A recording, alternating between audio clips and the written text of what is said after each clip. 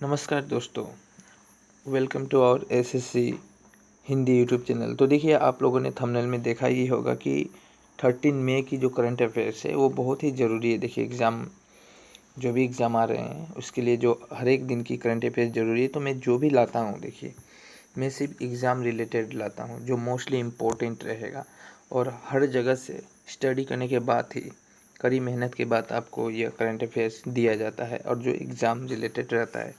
देखिए, 13 मई का ही है। अभी हाल ही में इजराइल और फ़लस्तीन के बीच जो आना-ताना सही हो रहा है, ठीक है? दोनों में बातें बिगड़ी हुई है।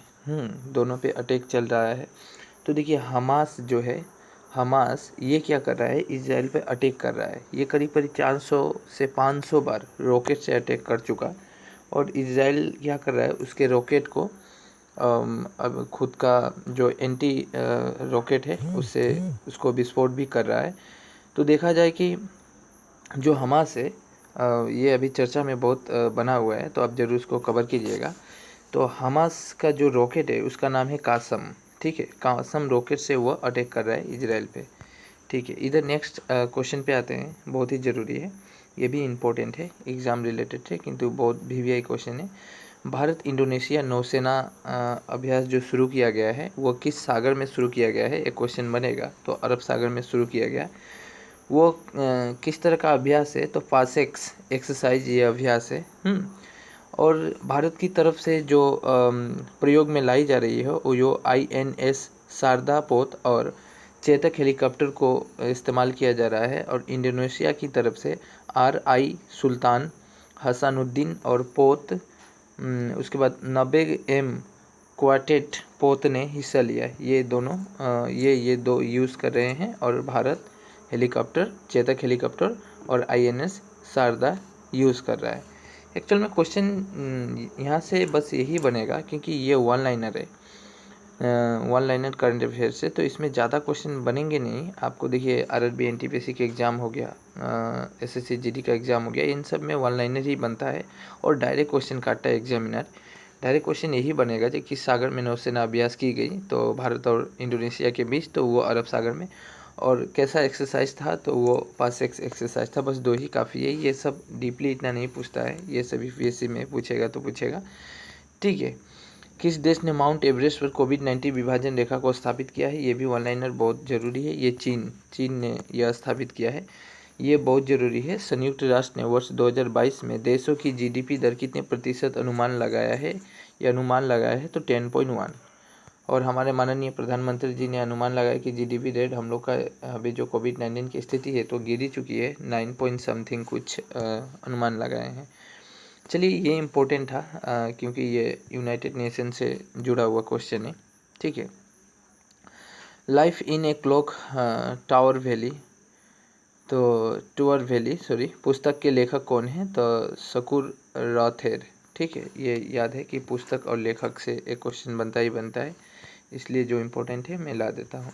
गोपाल कृष्ण गोखले की जो जयंती मनाई गई वो किस तारीख को मनाई गई, 9 मई 2021 को। टोक्यो ओलंपिक में क्वालिफाई करने वाली भारत की चौथी महिला पहलवान कौन बनी है? देखिए, टोक्यो में जो ओलंपिक हुआ था उसमें सीमा है, ये महिला पहलवान बनी है। ये टोक्यो ओलंपिक जो हुआ था, चौथी महिला, ठीक है? सीमा नाम याद रखना है।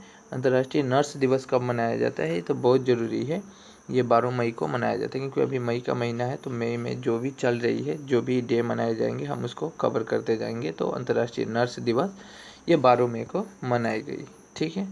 और एक क्वेश्चन और बनेगा, जो थीम क्या था अंतर्राष्ट्रीय अंतर्राष्ट्रीय नर्स दिवस का, जो थीम क्या था, विषय क्या था, थीम के ऊपर एक क्वेश्चन डायरेक्ट रेलवे पूछता है।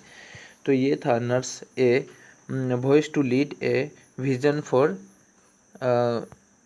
फॉर फ्यूचर हेल्थ केयर, ठीक है? तो ये आपको याद ही रखना है, इस तरह के 4 ऑप्शन रहेंगे, उसमें इसको टिक करना है। किस राज्य ने ऑनलाइन बाढ़ रिपोर्ट सूचना प्रबंध प्रणाली स्थापित की, तो असम सरकार ने। ये ऑनलाइन बाढ़ की जो भी रिपोर्ट है वो ऑनलाइन दी जाएगी, ठीक है?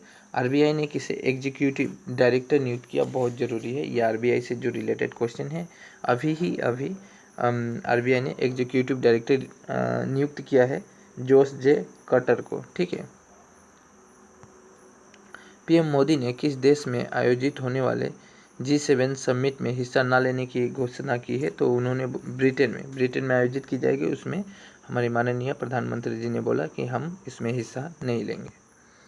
हरियाणा सरकार ने BPL, देखिए बहुत जरूरी है, हरियाणा सरकार में जो BPL जितने भी परिवार हैं उनको 5,000 राशि देने की घोषणा की है, हर परिवार को जिसके पास BPL कार्ड है।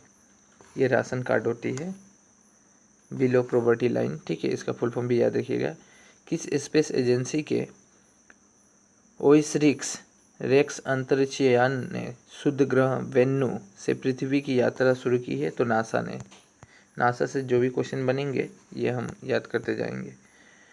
किस देश की ईंधन पाइपलाइन कंपनी पर बहुत चर्चा में रहा है ये बातें कि हमने देखा कि अमेरिका जो ऑयल रिफाइनरी पाइपलाइन है उसकी, तो उस पाइपलाइन में साइबर अटैक हुआ है, ठीक है।